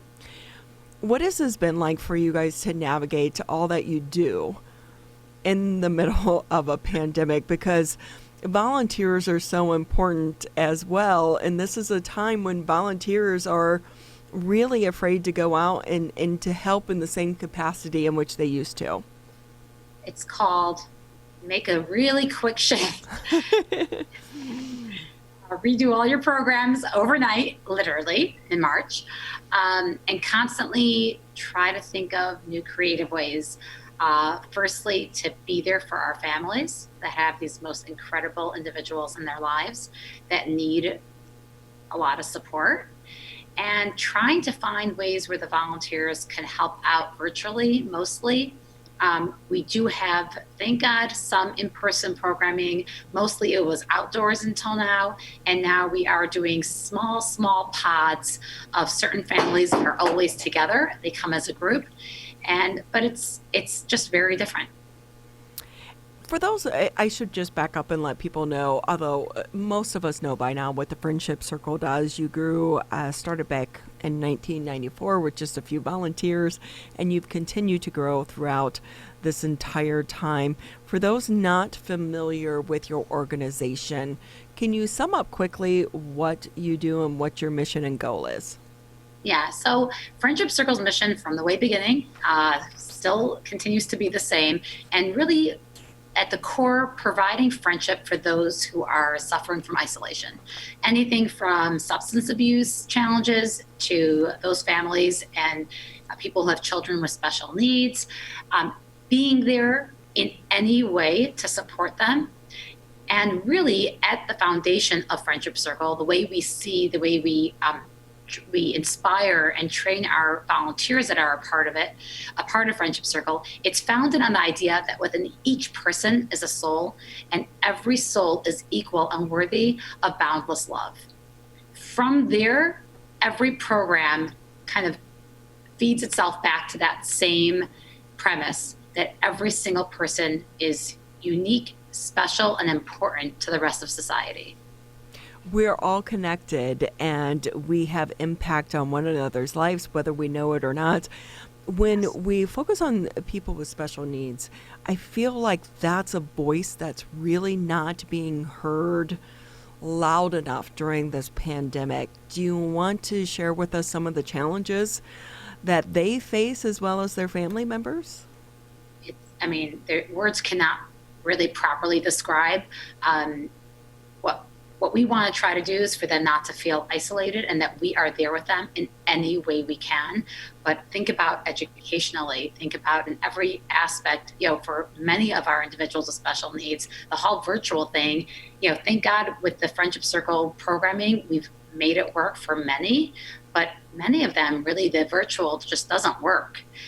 So it's just a real struggle. And as Friendship Circle's goal was from 94, still remains the same, and even more so now, is whatever we could do, whether it's drive-through or individual visits or dropping off care packages, doing baking programs, you name it, just to kind of keep the spirits up and for them to know that they have a real family that is there for them in many different ways.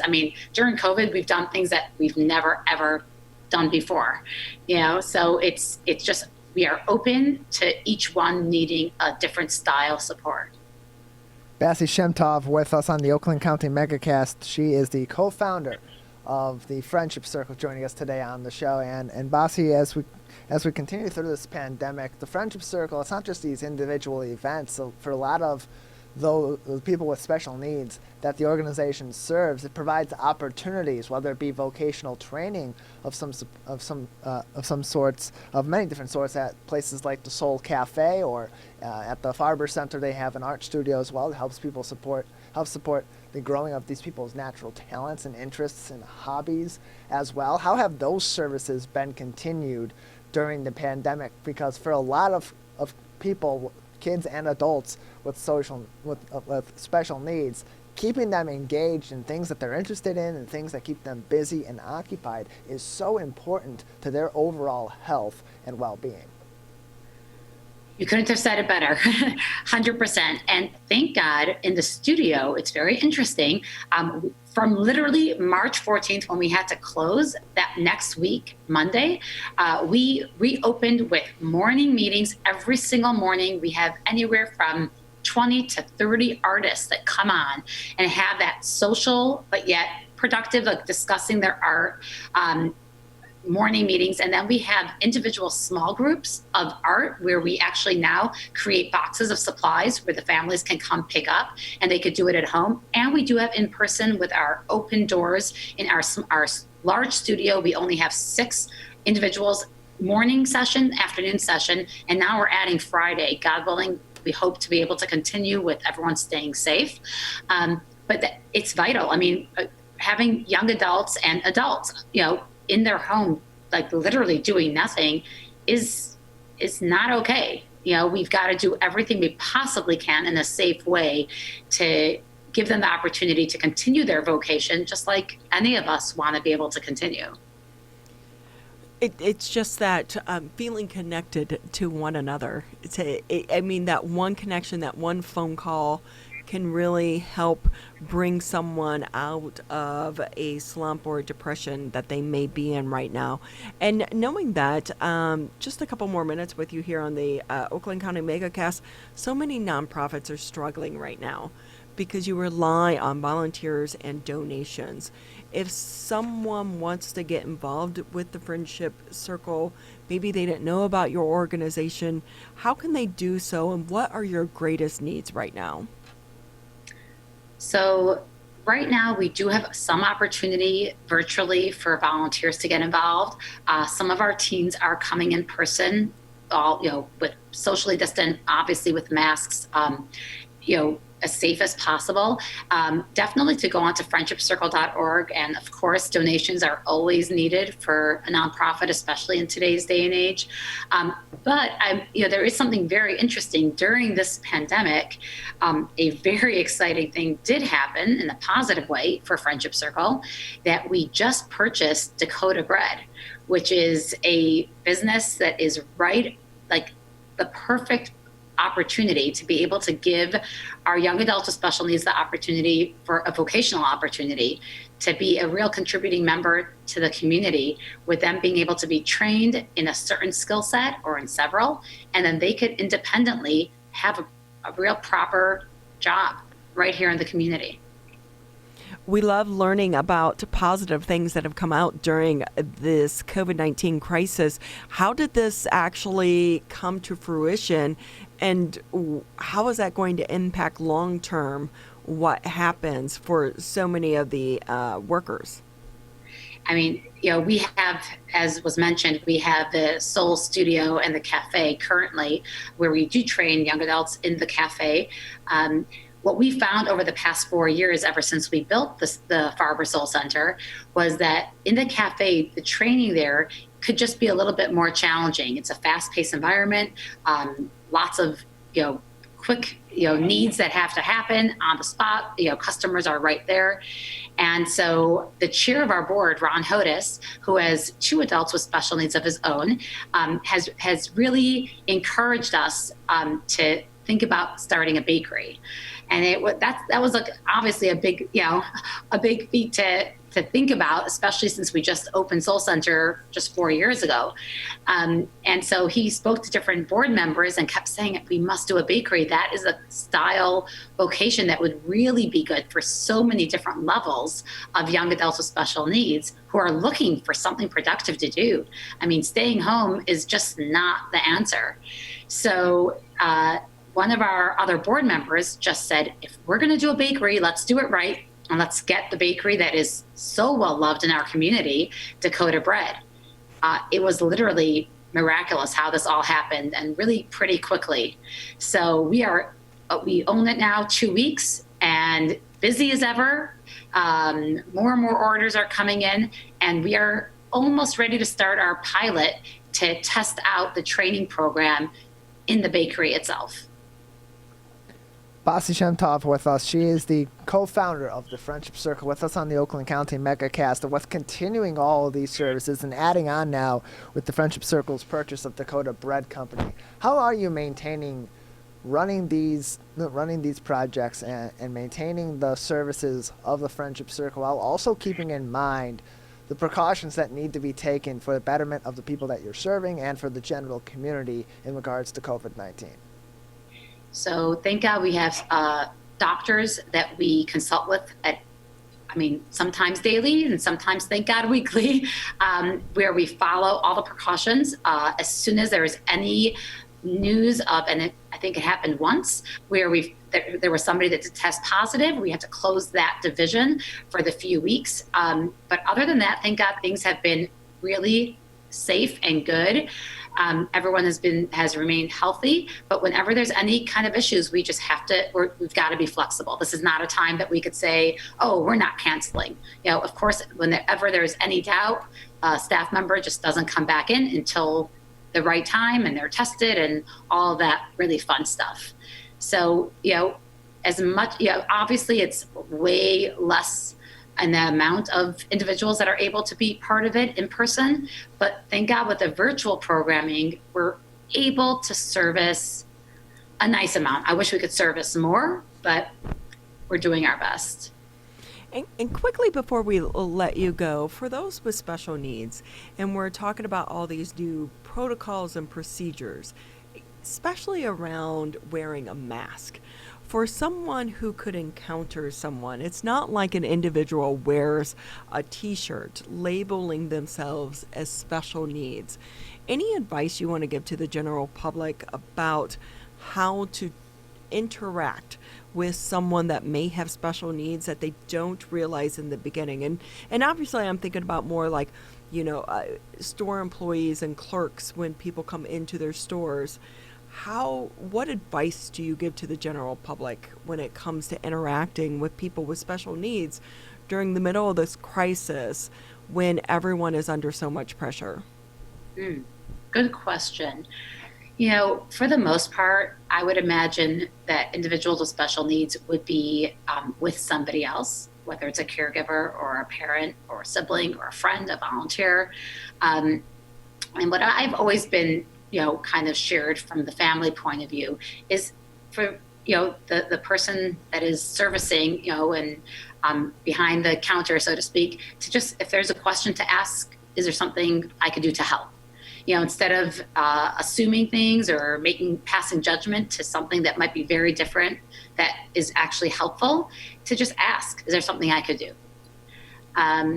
But, thank God our families, for the most part, a lot of people are really staying home, listen, there are people out there, but a lot of people are just kind of staying home. But if they go out, our children and adults have been really handling the masks surprisingly really good. Everybody is able to, I guess, acclimate to what is asked and needed from them. So I think many of us around are pretty pleasantly surprised at how well our children and our families are doing, more than what we would have expected. That's always a good thing to hear. And quickly, also, how do we get our hands on the Dakota bread? Currently, right now, I heard and I saw some pictures of lines, which is always exciting. But you can either go there. The Plum Markets have, Nina Salvaggio has. There's Dakota Bread is right on Orchard between Maple and 14 on the boardwalk. And let me tell you that challah and the breads and the muffins are really good. You should come get yours. And we're hoping to continue to grow and be able to have opportunities for many adults with special needs. And really anybody who feels like they're in isolation, we're hoping to be the place to get a job and feel like you're really a part of something bigger. You're really a part of the community.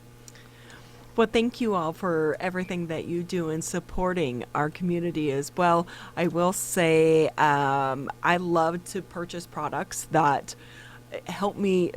It's not just bread.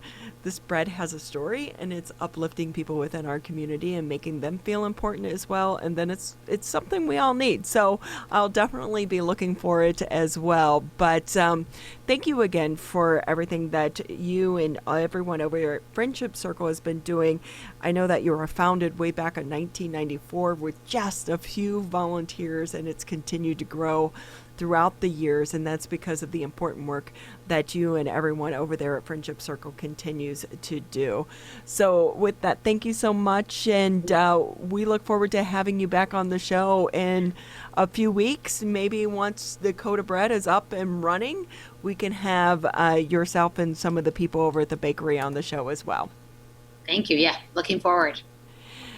Thank you. Tyler and I are going to take a quick break here on the Oakland County Megacast. Friendship Circle, if you haven't found out about them, but pretty much if you live in the Greater West Bloomfield area, I think a lot of people have definitely seen the signs when they do the walk in the springtime or early summer months. You'll see the signs throughout the Greater West Bloomfield area. But if you don't know what they're about, just Google Friendship Circle and their site will come up, and you'll see all the great work that they are doing, and even more so in the middle of the COVID-19 crisis. Tyler and I are going to take a quick break here on the Oakland County Megacast, and when we come back, we're having a little bit of trouble trying to contact our last guest. So if not, we'll just touch on our latest headlines as well to bring you up to date with the latest information happening here in the Greater West Bloomfield area as well as the state of Michigan. This is the Oakland County Megacast. I am Dr. Faust, the Medical Director for the Oakland County Health Division. The most important thing you can do to prevent the spread of illness is to wash your hands thoroughly and often. Follow these 6 easy steps every time you wash your hands. Step 1, turn on the sink and wet your hands with warm water. Step 2, apply soap to your hands and lather between your fingers, under your nails, and the front and back of your hands and wrists. Step 3, wash your hands by scrubbing them together for at least 20 seconds. Step 4, rinse your hands with warm, clean water. And step 5, dry your hands with a clean cloth towel, a paper towel, or hot air blow dryer. If you're using a cloth towel, make sure to change it often. For handheld faucets, turn off the water using a paper towel instead of your bare hand. Step 6, if you're using a paper towel, throw it away. Practice healthy habits like washing your hands after coughing or sneezing into them to keep you and others healthy. Go to oakgov.com/health or call Nurse on Call at 1-800-848-5533 to learn more. Michigan, the coronavirus pandemic has put us all to the test. And now it's time to put COVID-19 to the test. As we move forward, testing will be critical. We encourage anyone who has reason to get tested to do so, those with symptoms and those without.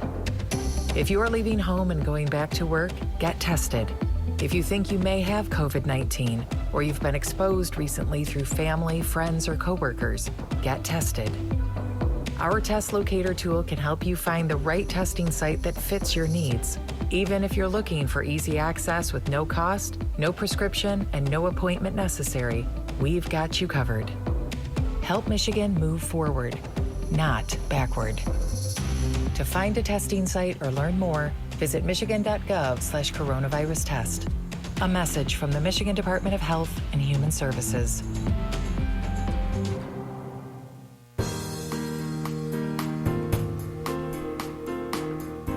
We appreciate everyone tuning in to the Oakland County Megacast, the Friday edition.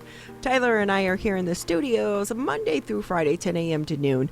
Our goal here each and every day is to bring you long-form interviews with decision makers as well as individuals throughout the Greater West Bloomfield area that are trying to work to navigate this entire COVID-19 crisis, and along with trying to get the information directly from the individuals themselves, and they're also able to explain that decision beyond a 10-15 second soundbite, but also to introduce you to people and throughout the Greater West Bloomfield, state of Michigan area that are doing so many good things despite the crisis that we are in the middle of. And of course, you can always catch the interviews here in the studios, 10 a.m. to noon. We're live, but if you can't tune in, if you go over to civiccentertv.com and you click on the home page, we will post those interviews there on our website.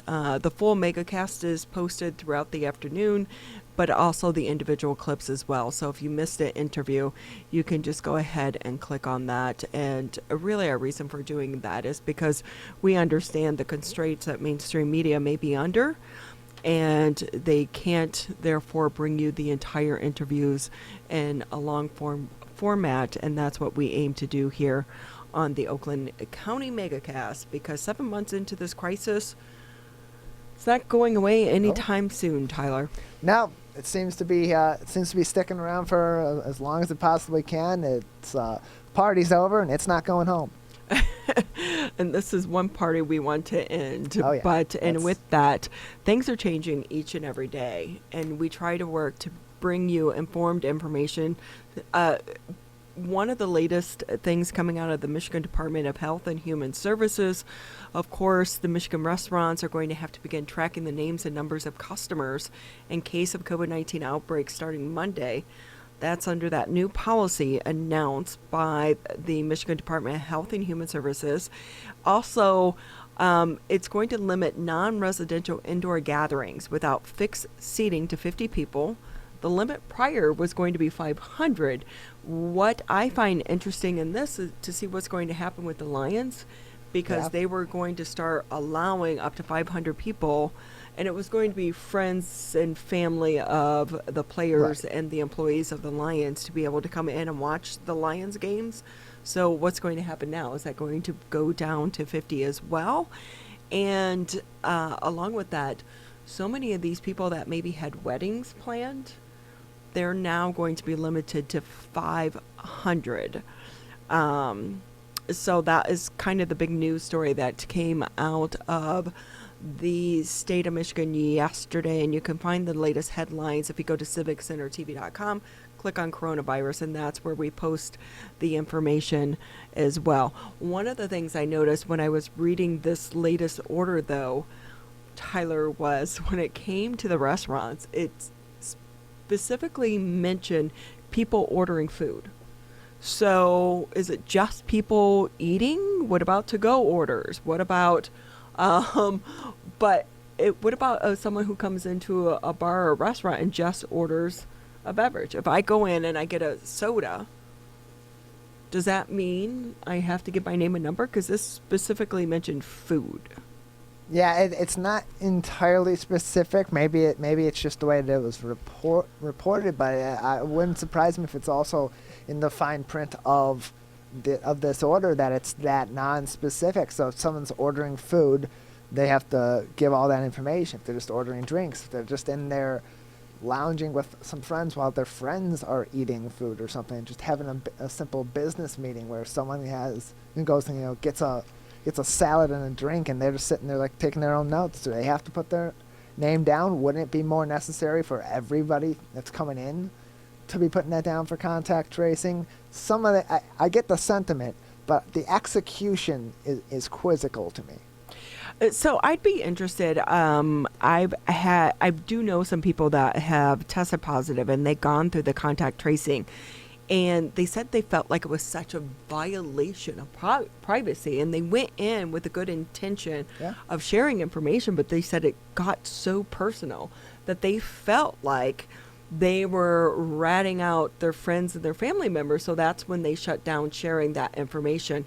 It's going to be interesting to see how this goes further on, because I would imagine there are going to be a lot of people that are going to be giving misinformation. So if you walk into a bar or a restaurant or any establishment, really, gyms have already been doing this. Right. And I get it with, like, if I'm getting my hair cut, my name and number when I walk in. Right. So we want to say it's not just bars and restaurants. It is other establishments as well.